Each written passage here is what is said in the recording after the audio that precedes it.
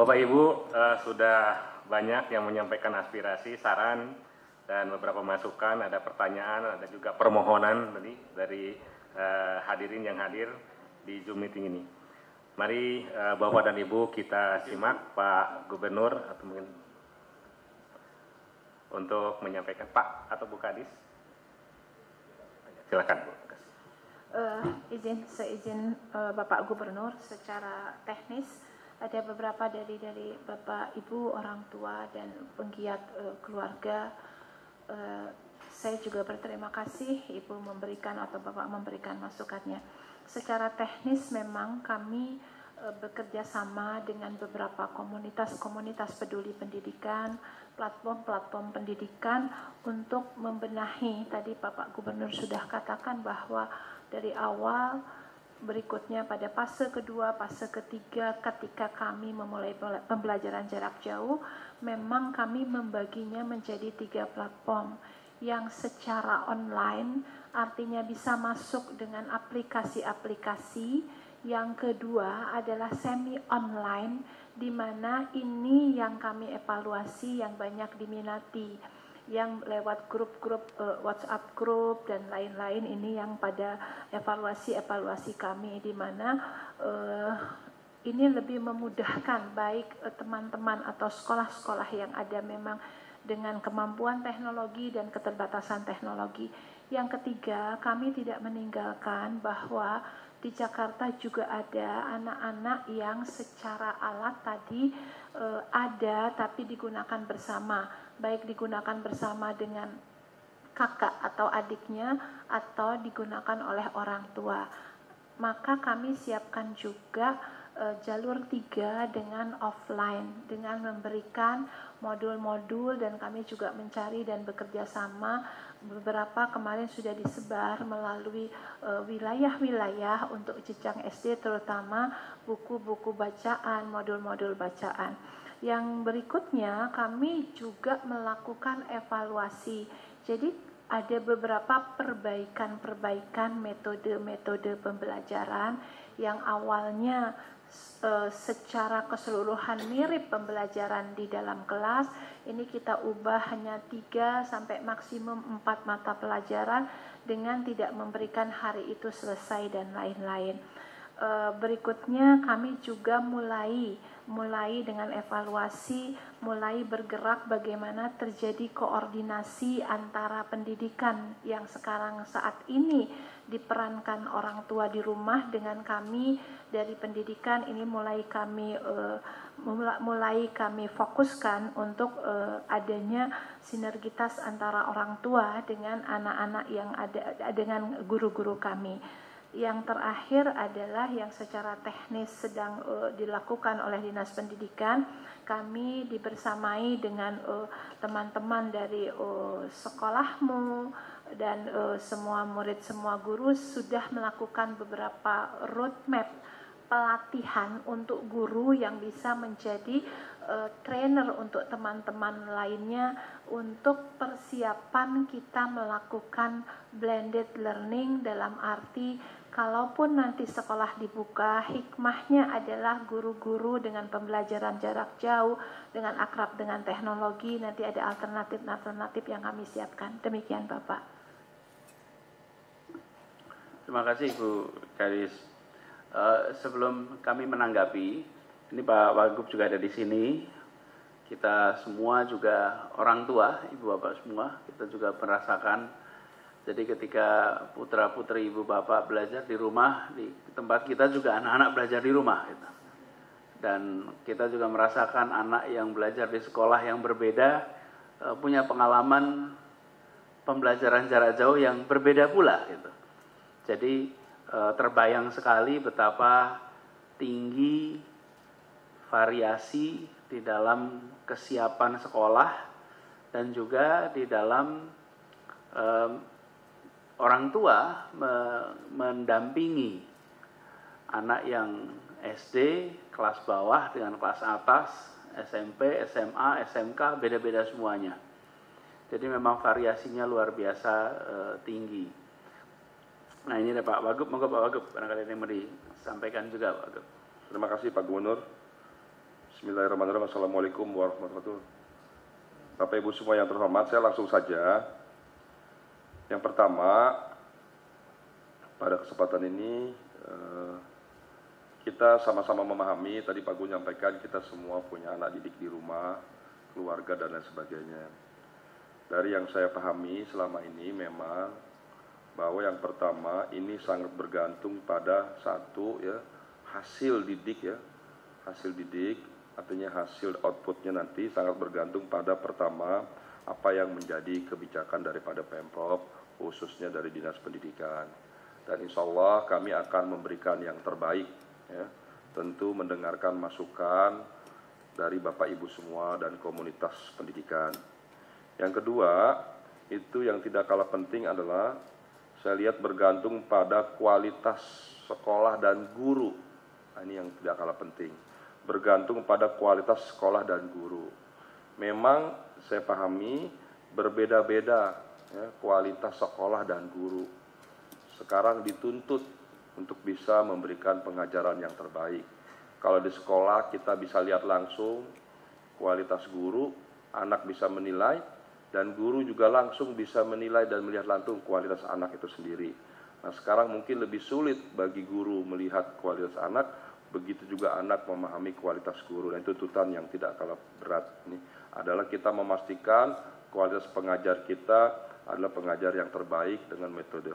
Yang kedua, yang saya lihat juga kualitas daripada anak itu sendiri.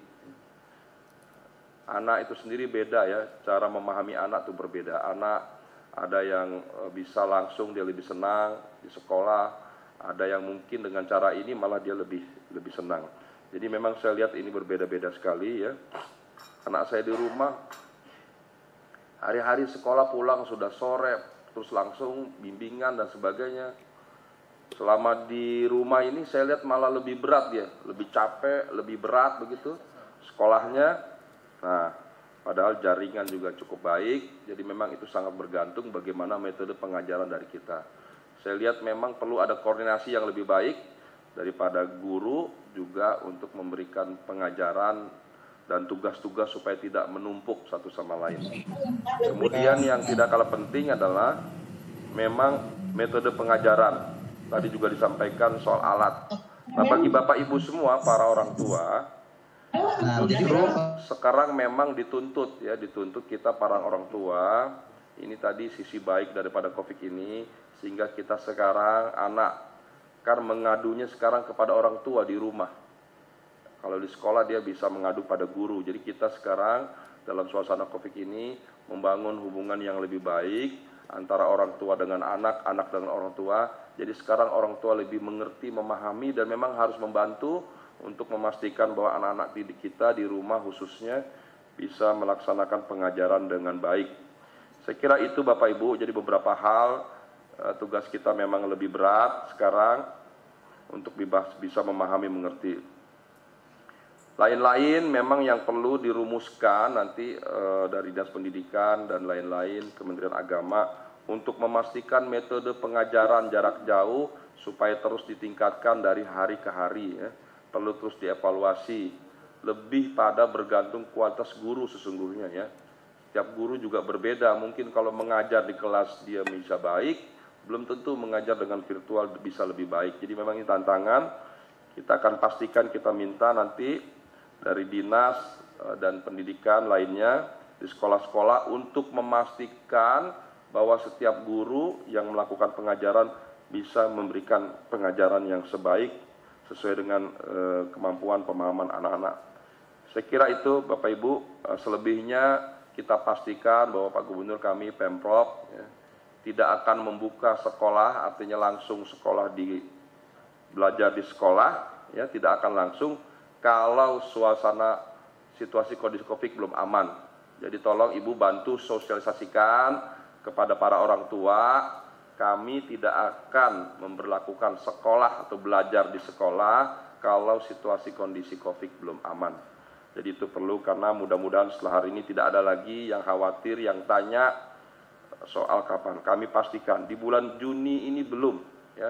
Di bulan Juli nanti kita lihat, rasanya juga mungkin belum. Nanti kita akan lihat ya. Saya kira itu saja. Terima kasih. Assalamualaikum warahmatullahi wabarakatuh. Assalamualaikum warahmatullahi wabarakatuh. Jadi memang seperti disampaikan Pak Wagub tadi, bahwa kita ingin keselamatan tetap menjadi prioritas utama. Tapi juga PR kita, seperti yang disampaikan oleh Ibu dan Bapak semua, adalah teknisnya. Terima kasih Ibu Tita, Bapak Aki Saur, Ibu Finan, Ibu Lilis, Ibu Rini, Pak Ayub, kemudian juga dari Ibu Ayu, lalu mana lagi nih? Ada yang kelewat nggak ya? Ibu Kodar dan semuanya. Jadi pertama terima kasih masukan-masukannya dan juga aspirasinya terkait dengan bagaimana kita menjalani proses pembelajaran jarak jauh ini. Ibu bapak semua, baik anak-anak yang berada di sekolah maupun di madrasah maupun di pondok pesantren. Kebetulan saya ini di rumah ada 2 anak yang masih SD SMP. 1 sekolah umum, 1 madrasah. Dan merasakan betul juga tantangannya tidak kecil. Tadi seperti disampaikan Pak Wagub, ternyata belajar jarak jauh itu lebih banyak kerjaannya. Gitu. Mungkin gurunya lebih senang ngasih tugas ke rumah daripada ngajarin langsung. Gitu. Jadi PR-nya pindah ke orang tua. Gitu. Tadi juga ada orang tua yang menceritakan tentang bagaimana kalau nanti pelajaran dibagi. Ada yang harus dibelajarkan di sekolah, ada yang bisa di rumah. Yang di sekolah matematika katanya, kalau yang di rumah seni. Sebagian orang tua bisanya matematika, tidak bisa seni Bapak Ibu. Jadi malah mintanya tolong diajari seni di sekolah gitu. Jadi kalau matematikanya bapaknya bisa ngajarin gitu. Tapi ngajarin nyanyi, ngajarin gambar nggak bisa tuh bapaknya. Jadi kita semua memiliki variasi itu. Nah, ini semua Bapak Ibu sekalian yang tadi disampaikan, ada yang bisa langsung dijawab, ada yang perlu menjadi bahan diskusi lebih jauh.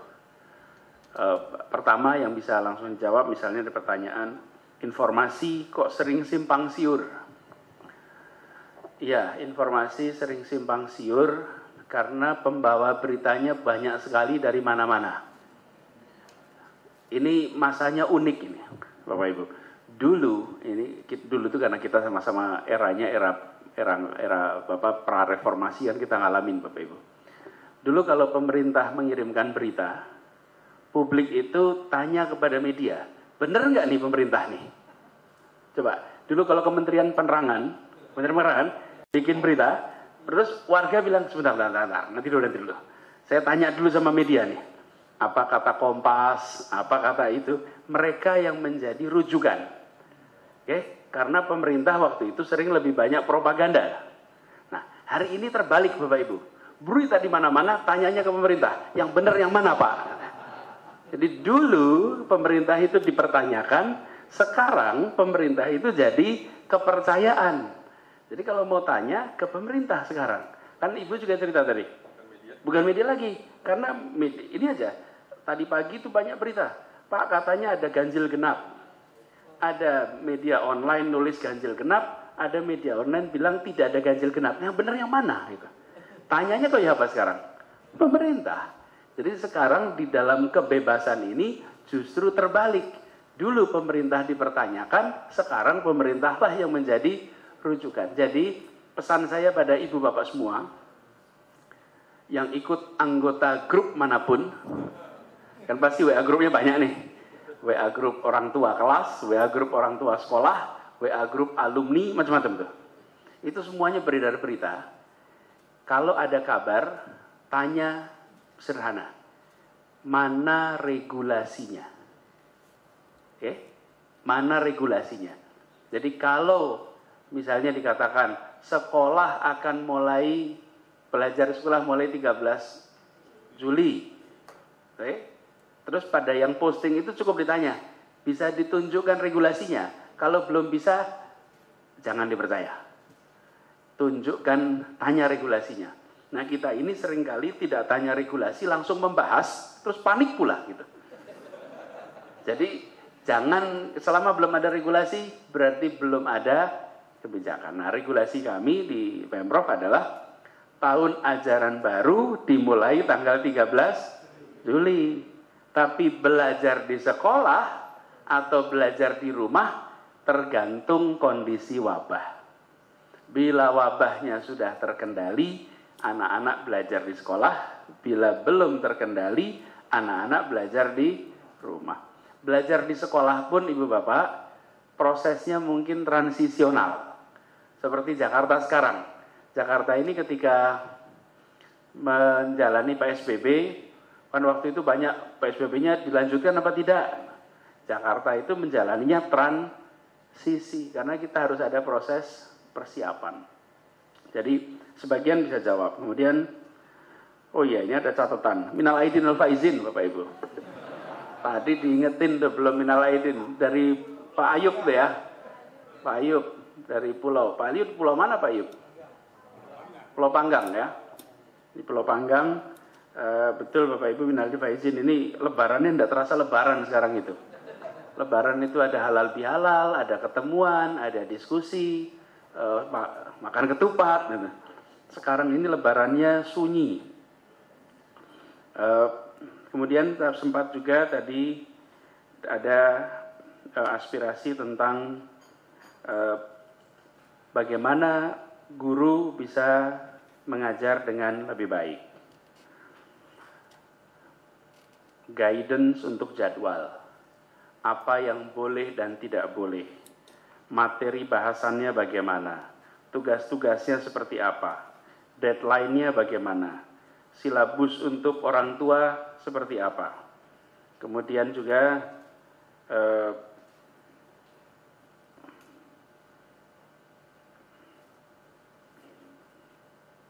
tugas-tugas yang banyak dan tak jelas. Ada ya guru ngasih tugas nggak jelas gitu ya. Itu yang nggak jelas itu catat nama gurunya Bu, laporin aja Bu itu. Jadi, kalau enak betul ngasih tugas nggak jelas itu. Jadi Ibu Bapak semua, ini sebetulnya kesempatan untuk proses belajar itu, proses pembelajaran ini antara orang tua, interaksi orang tua dan guru, itu kesempatan yang lebih baik. Jadi Bapak Ibu semua di sini, teman-teman yang mengelola pendidikan, dorong hari-hari ke depan itu sebagai kesempatan untuk komunikasi lebih intensif antara guru dengan orang tua. Seringkali guru memberikan tugas kepada anak, anaknya terbebani, orang tuanya tidak bisa mendampingi, kemudian tapi karena si anak ini lebih banyak di sekolah, maka orang tua tidak tahu berapa beban besarnya beban itu. Tapi ketika anak di rumah, Bapak Ibu menyaksikan dari dekat, ternyata ini membebani. Guru harus dapat feedbacknya, sekolah harus dapat feedback. Jadi teman-teman semua di sini yang mengelola semuanya baik. Izin Pak Kiai Saiful Mujab ini sekalian Pak Yai. Jadi untuk feedback itu barangkali bukan hanya sekolah, tapi juga madrasah. Gimana SD, SMP, kemudian ibtidaiyah, sanawiyah, aliyah, itu terima feedback semua juga dari orang tua. Nah usul saya Ibu Bapak, hal-hal bagus yang tadi Bapak sampaikan, itu kesempatan untuk Ibu Bapak tuliskan masalahnya apa, menurut Ibu dan Bapak solusinya bagaimana. Singkat saja. Kalau terlalu panjang malah nanti jadi bahan diskusi sendiri tulisannya gitu. Tapi pesan-pesannya itu disampaikan, mengapa ini kesempatan Bapak Ibu, mumpung belajarnya dari rumah, mumpung Ibu Bapak juga menyaksikan. Lalu tadi juga ada yang disampaikan bahwa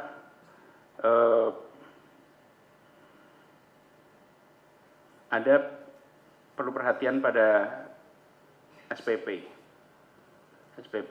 Apakah ada hal khusus terkait SPP ini? Belum ya? Sudah kan? Ya, karena begini Bapak sekalian, kami itu tidak ingin juga dalam situasi pandemi ini semuanya memang terbebani Ibu Bapak. Jadi agak berbeda Bapak kalau kita berhadapan dengan situasi-situasi yang lain. Sekarang ini baik yang memberikan jasa maupun yang membeli jasa itu sulitnya sama-sama sulit. Yang memproduksi barang juga sedang kesulitan, yang membeli barang juga kesulitan. Jadi bagi sekolah mereka harus menanggung biaya operasional, biaya guru, biaya-biaya lain. Orang tua di sisi lain, anaknya belajar di rumah kok biayanya masih harus terbebani. Lalu tambah lagi nih, mau masuk tahun ajaran baru. Kemarin saya sampaikan, dibuatkan memo dari Ibu Kadis, bahwa kita tidak ingin ada beban ekstra di masa sulit ini. Untuk Ibu Bapak ketahui, di Jakarta ada 3,6 juta keluarga. Dan selama 2 bulan terakhir ini, 2/3 dari mereka kebutuhan pokoknya diberi oleh negara. Yang diberi makanan pokok, sembako, itu jumlahnya 2,4 juta keluarga. Jadi 2/3 Ibu Bapak yang terima. Artinya kondisi sulit itu dialami oleh mayoritas warga Jakarta. Yang tidak terima bantuan hanya 1/3.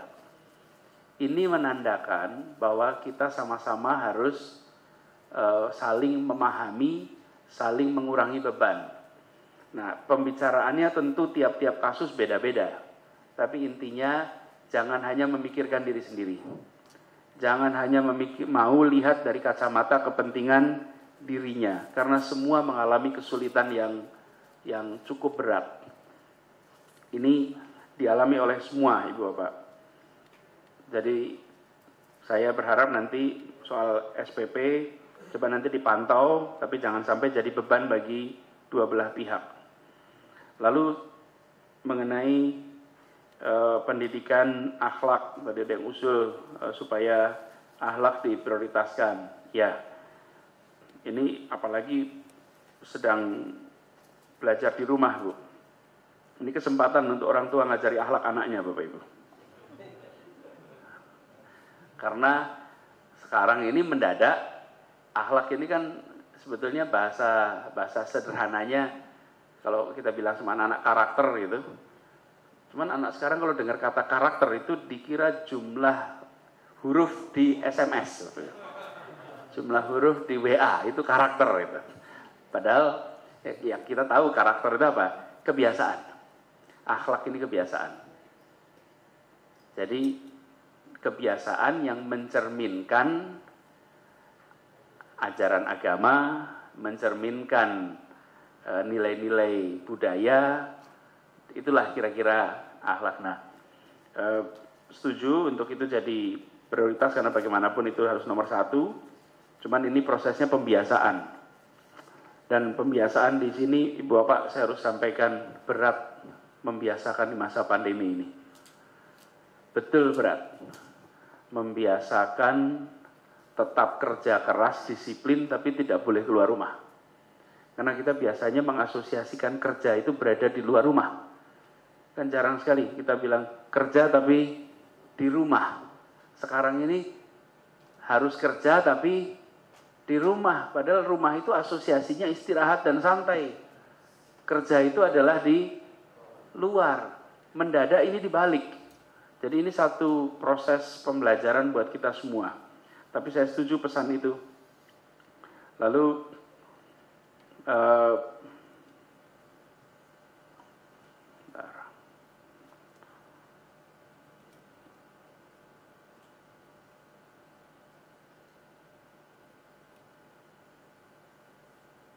tadi sebagian menyampaikan rasa senang, rasa bahagia. Alhamdulillah, mudah-mudahan kebahagiaan Ibu Bapak berlanjut terus ke depan.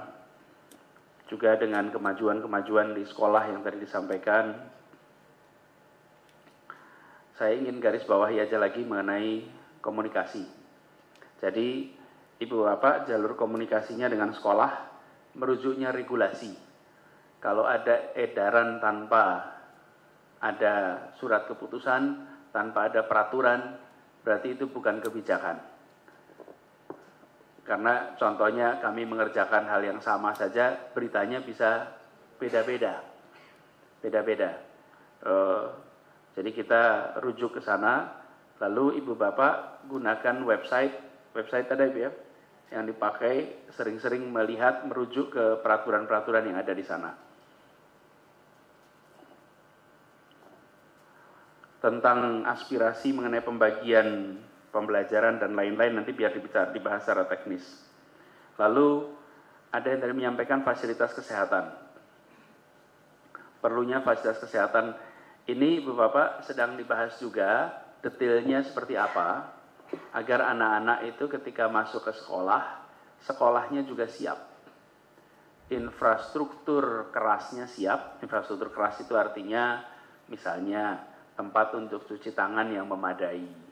Kemudian fasilitas untuk menjaga jarak yang baik, jarak antar bangku atau jarak antar orang dalam kegiatan itu dibuat yang rapi, jadwal pembelajarannya yang disesuaikan dengan physical distancing. Jadi nanti itu semua pasti akan kita siapkan.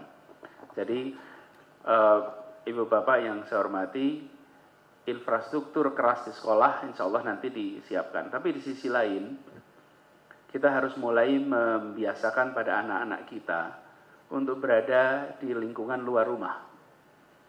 Saat ini, anak-anak itu berada di dalam rumah. Kalau dalam rumah itu artinya begini, Bapak sekalian, tidak perlu pakai masker. Karena selama di dalam rumah, anak-anak tidak pakai masker. Nanti sebentar lagi ketika mereka harus berkegiatan, harus mulai membiasakan menggunakan masker. Jadi saya usul pada Ibu Bapak supaya mulai membiasakan anak-anak untuk pakai masker. Barangkali di antara kelompok usia yang hari ini paling jarang keluar adalah lansia dan anak-anak bepergian jauh. Ini kelompok yang harus menggunakan atau harus melakukan pembiasaan. Lalu jaga jarak. Belajar jaga jarak itu enak kalau rumahnya besar dan lebar Bapak Ibu. Tapi kalau rumah itu sempit, kampung itu padat, maka jaga jarak itu sesuatu yang mewah. Nah, Jakarta ini lengkap. Ada yang amat lebar rumahnya, ada yang amat kecil rumahnya. Dan kami di DKI tidak boleh membuat kebijakan hanya untuk 1-2 tipe masyarakat. Kita harus membuat kebijakan untuk semuanya. Tapi saya ingin pada Ibu Bapak semuanya di tempat Bapak Ibu untuk mulai betul-betul membiasakan. Kalau boleh Bapak Ibu sekalian 4 aja Bu, kalau bicara masa transisi ini yang harus diingat-ingat. 4 itu boleh dicatat. 1, harus sehat. Kalau tidak sehat jangan keluar rumah. 2, pakai masker. Kalau tidak ada masker, jangan keluar rumah. 3, jaga jarak. Dalam apapun jaga jarak. 4, 50%. Prinsip 50%. Lihat ruangan udah penuh, jangan masuk. Penyelenggara, lihat ruangan sudah lebih dari 50%, tidak boleh orang masuk. 4 prinsip itu. Itu dipegang dengan baik. Nanti insya Allah kita bisa mencegah.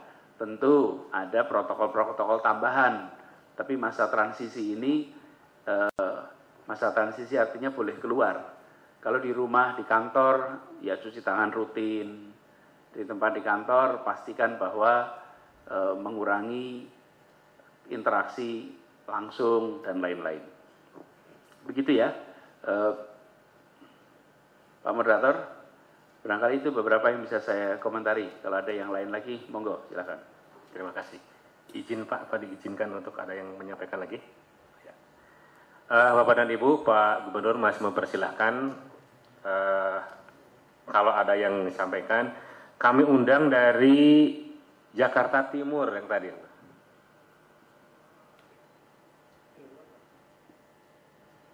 Silakan Bapak Ibu mengangkat tangan dari Jakarta Timur yang tadi kalau tidak salah sempat angkat tangan. Silakan Pak. Dari Pak SMP 51, ya silakan Pak disampaikan.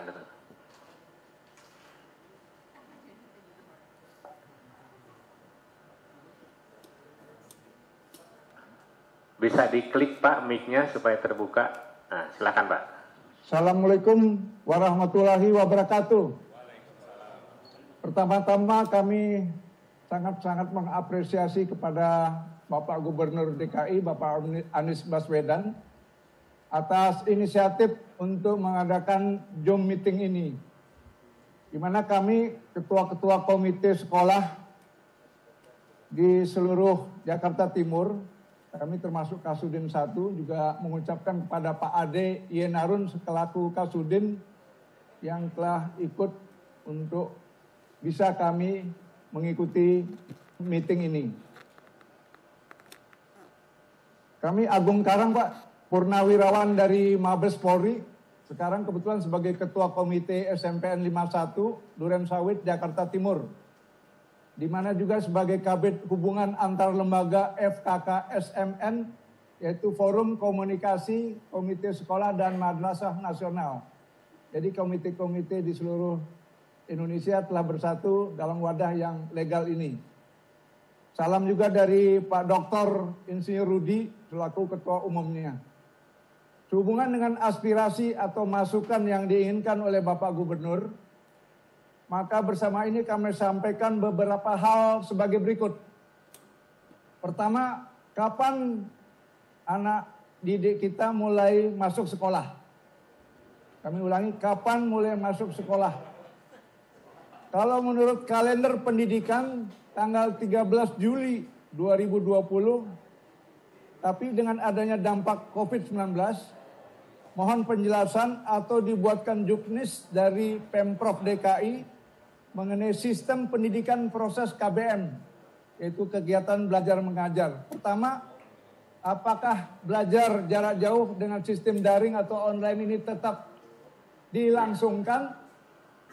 Kalau tetap sistem daring, bagaimana dengan anak-anak yang inklusif, yang berkebutuhan khusus? Karena di rumah dengan orang tua tidak bisa khusus mengajar anak-anak tersebut. Kemudian yang ketiga, bila nanti COVID-19 telah berakhir, terus anak-anak masuk sekolah, apa Pemprov DKI bisa menjamin anak-anak kita tidak terdampak COVID-19? Jadi usul kami adalah sebelum anak-anak masuk, agar yang pertama, wilayah sekolah harus benar-benar zona hijau. Kami ulangi, wilayah sekolah harus benar-benar zona hijau. Yang kedua, kepala sekolah, wali kelas, guru-guru dan TU, Satpam, harus sehat betul dan ada surat keterangannya. Keterangan sehat dari instansi kesehatan. Kemudian yang ketiga, bagaimana dengan transportasi anak-anak peserta didik? Kalau pakai transportasi umum atau angkot, dikhawatirkan malah terdampak COVID-19. Kemudian apa usul kami ini mengenai sekolah? Apa bisa anak-anak peserta didik masuk sekolah 1 minggu 1 kali? Diatur jadwal waktu dan mata pelajarannya. Iya. Pak Agung. Ya, yang terakhir masalah PPDB, ya. PPDB yang menyangkut zona dan umur. Sekian, terima kasih. Wassalamualaikum warahmatullahi wabarakatuh. Ya, terima kasih Pak Agung atas saran dan masukannya. Kami undang satu lagi dari Jakarta Pusat. Ada lagi Jakarta Pusat.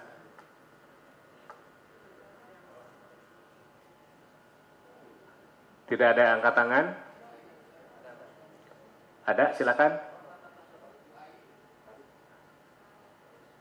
Kalau tidak ada, mungkin Pak Arif, silakan Pak Arif.